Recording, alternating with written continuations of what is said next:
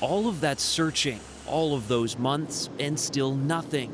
No trace of Flight 370. All that talk of pings, satellite data, and possible debris was just false hope.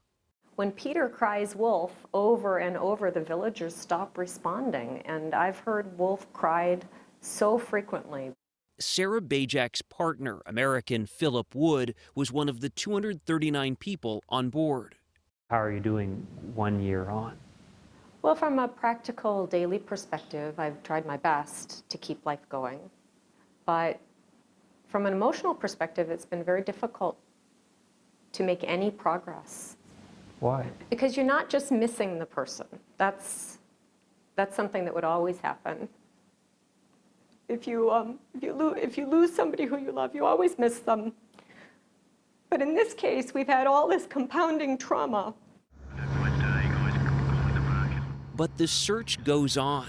The vast 23,000 square mile priority zone established in the southern Indian Ocean is still authorities' best guess as to where the flight ended.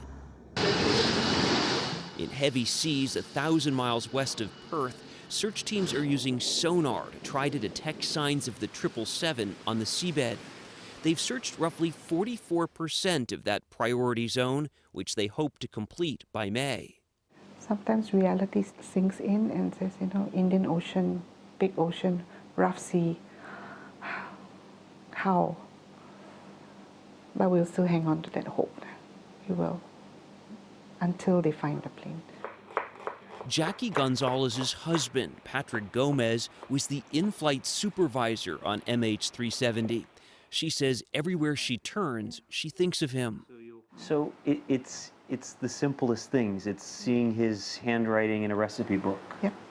We have endeavored and pursued every credible lead.